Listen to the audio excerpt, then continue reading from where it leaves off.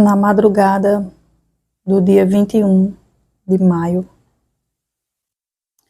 por volta das 2h30 da manhã, Benício teve uma febre alta, 39,6. E a febre era tão alta que ele tremia de frio, né?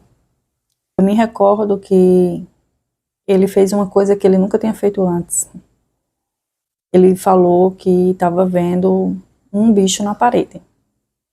Na manhã seguinte, eu fui colocar ele em pé para ele tomar o café e ele começou a relatar que estava sentindo dor nas pernas, que estava sentindo dor nas perninhas. Não consegue ficar em pé? Não. Vamos tentar? Bora. Dê a mão para a mamãe, para a gente ver.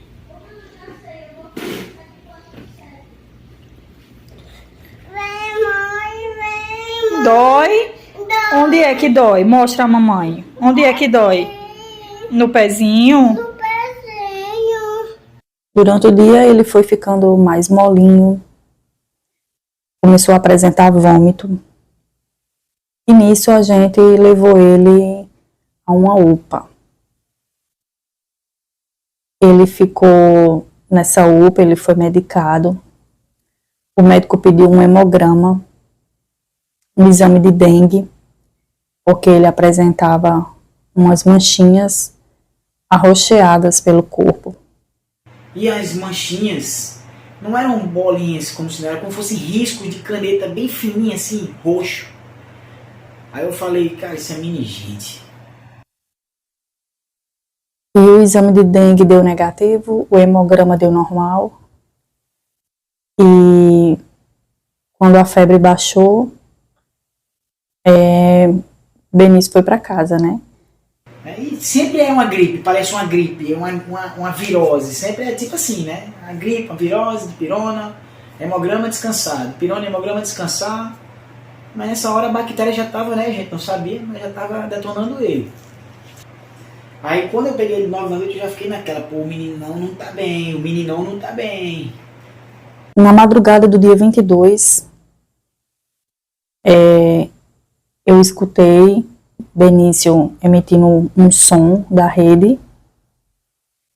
E quando eu fui vê-lo, ele estava com os olhos fixos, olhando para cima, sem expressar nenhum tipo de reação.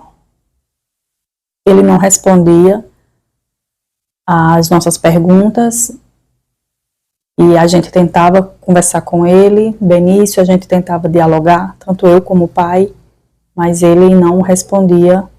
Então a gente colocou ele no carro e voltamos para a UPA, a mesma UPA que ele estava antes. Quando nós voltamos para a UPA, não era o mesmo médico, já era um outro médico. E eu relatei que ele estava na UPA, levei o exame que ele tinha feito. E o médico me perguntou se naquele momento ele estava com febre, e eu falei que não. Ele olhou para o hemograma, disse que tinha menos de 12 horas que o hemograma tinha sido feito, que era 3 horas da manhã e que o meu filho provavelmente estaria com sono. A gente no ouvido do médico, né? A gente no ouvido, assim, eu de um lado e ela do outro, isso é meningite, e o médico, não é, ele tá com sono, e o menino virando os olhos assim.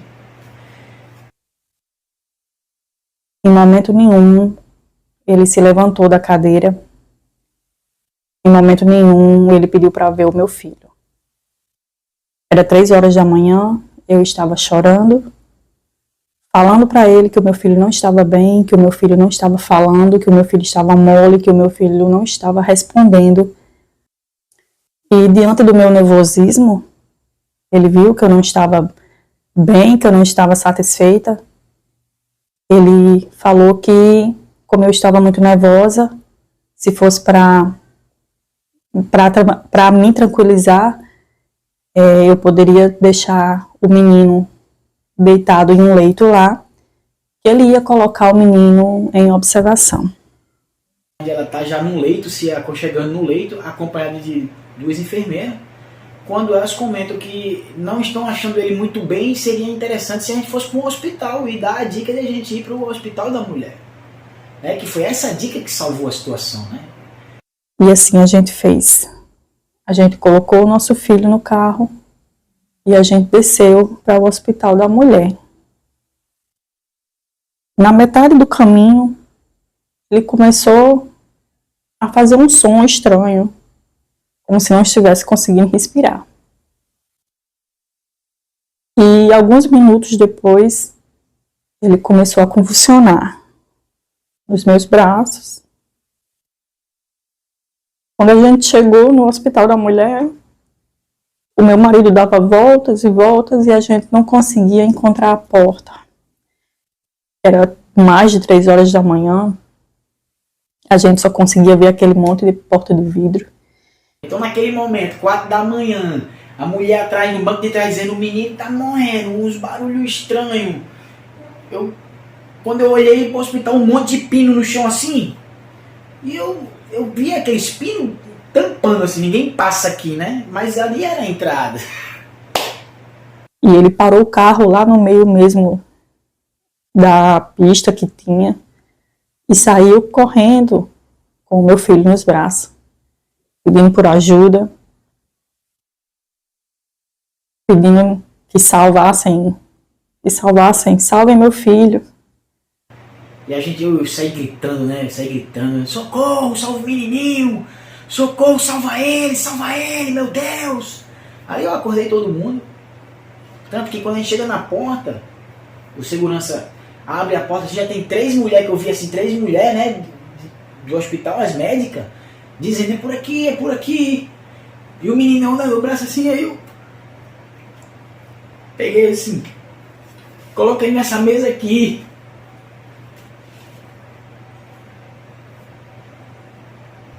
Aí foi quando colocou na mesa, né? E eu já fui colocando ele na mesa assim: veja meningite, vê diabetes, confere a questão neural dele. Aí pronto, joguei ele lá. Eu fui saindo da sala assim, já tinha 5 mulheres lá trabalhando em cima dele, o meninão cheio de fio, já inconsciente. Aí eu vi o processo de intubação, eu disse: não,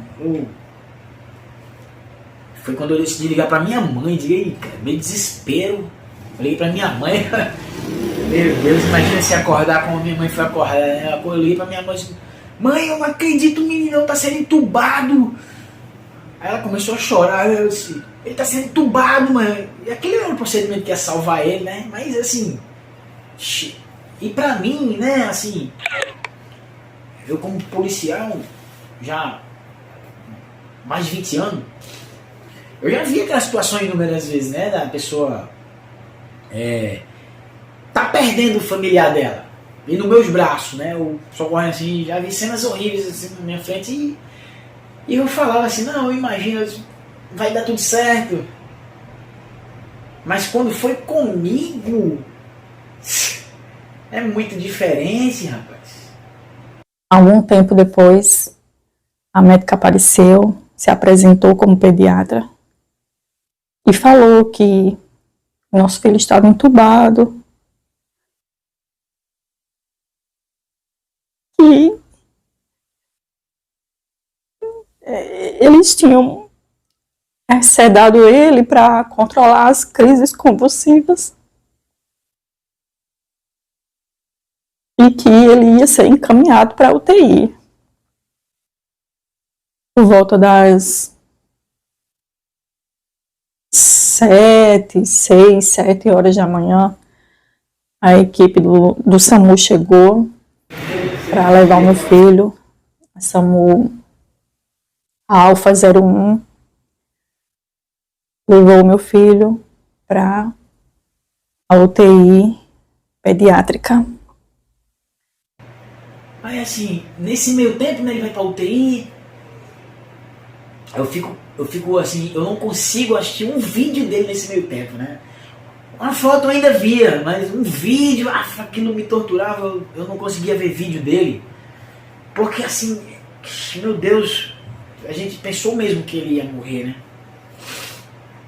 E isso é... Lá na UTI pediátrica, a médica perguntou tudo o que tinha acontecido, por que meu filho estava daquele jeito, e eu relatei tudo o que tinha acontecido, da febre até as convulsões, né? E eu falei para ela que eu cheguei a falar para o médico da UPA que eu achava que o meu filho estava com meningite. E ele falou para mim que não, porque se o seu filho tivesse com meningite, o hemograma teria dado alterado e ele estaria apresentando rigidez na nuca, né? Eu não sei como que uma criança de 2 anos ia falar que estava sentindo alguma coisa na nuca. É muito grave você ter uma doença como essa e eu estava vendo umas notícias, né, de crianças que passaram pelo mesmo, com a mesma bactéria e que não tiveram a mesma sorte, né? E que é mais de 30% que vai a óbito. Foi um negócio, e tudo isso devido à demora, né? Porque se na primeira vez que a gente tem ido, que disse assim, não, foi uma dipirona, tivesse alguma maneira de fazer um exame ali, 24 horas antes, ele nem teria tido a convulsão, nem teria passado por aquele problema, porque já teria ido combater a bactéria ali, né? Não teria deixado ela 24 horas proliferando. Rapidamente, quando a gente falou que desconfiávamos que era meningite, os médicos, graças a Deus, nesse quesito foram rápidos, né? Rapidamente o nosso filho começou a usar a medicação, o antibiótico, para combater a meningite. Os 2 primeiros dias em que ele estava internado na UTI eram muito difíceis para mim. Eu não conseguia comer, todos aqueles barulhos das máquinas. A única crítica que eu faço ao sistema, né, porque eu acho que deveria ser um protocolo de dizer assim, ó, chegou, parece gripe, parece uma virose, mas mesmo assim confere se é meningite, confere se é outra coisa, bronquiolite, eu não entendo muito disso, mas fora isso, tudo que eles puderam fazer, toda a rede foi fantástica. A equipe médica, as equipes médicas de UTI, de SAMU, de socorro, de pronto-socorro, de tudo, né? De enfermaria. E, sem dúvida nenhuma, coligada a tudo isso, as pessoas que estavam orando, né? O poder da oração é muito impressionante. Né? Em algum momento eu até tive uma visão naquela minha angústia dele lá na cama e um monte de luz assim em cima dele, assim, ó, tipo, fortalecendo ele, né? E aquilo ali era as orações das pessoas, né? Como se fosse assim, só uma figura, né, do que estava acontecendo.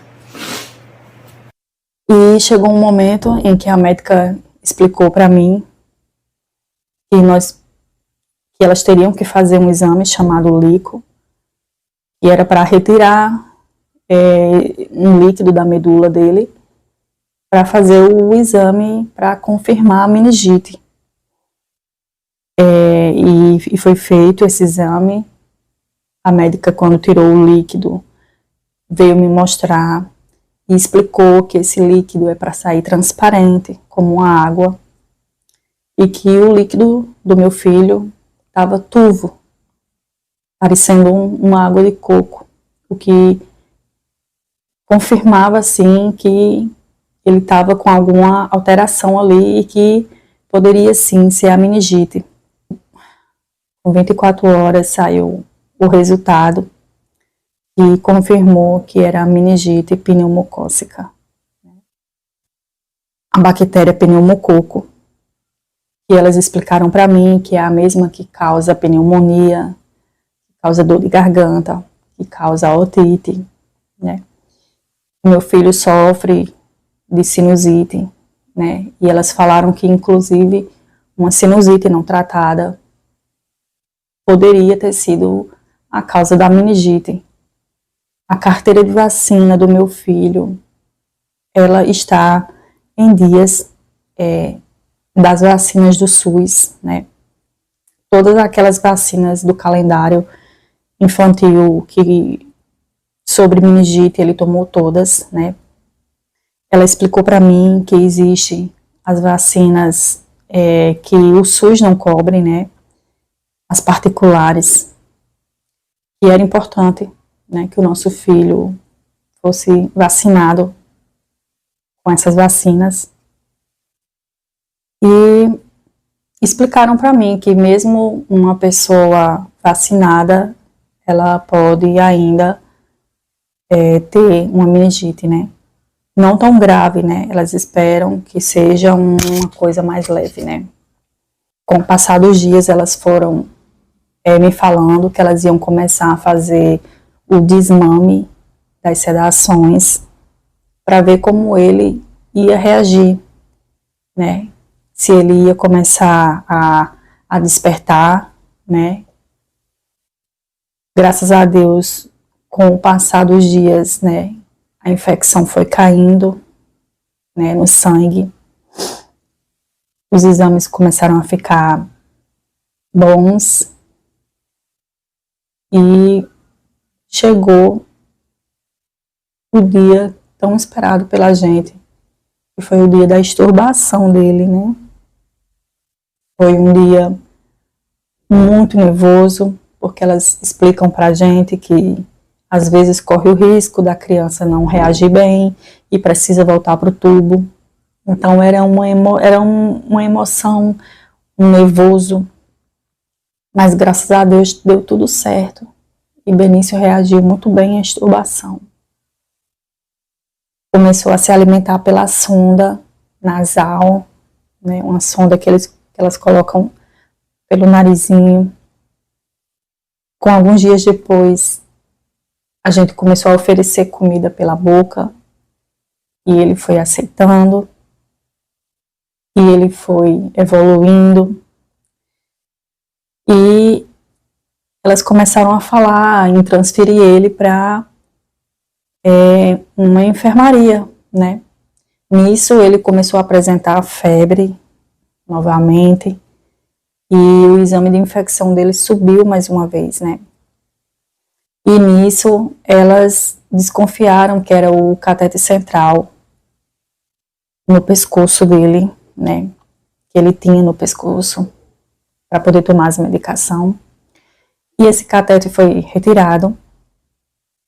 E mais uma vez, ele começou a tomar antibióticos aí para a infecção, né? Essa infecção. Mesmo apresentando um pouco de febre, elas optaram, né, que seria melhor transferir ele para o Hospital da Mulher, porque lá ele estaria mais seguro. E na UTI é um ambiente muito propício para a infecção. E com 15 dias de UTI, Benício foi transferido para o Hospital da Mulher, deixou a unidade de terapia intensiva e foi para a enfermaria. Chegando no Hospital da Mulher, ele foi muito bem recebido pela equipe. Inclusive as pessoas, quando viam a gente, faziam questão de falar: eu estava aqui no dia do ocorrido, o seu filho é um milagre. Eu estava aqui no dia, eu me lembro de tudo, como é bom ver que ele está bem.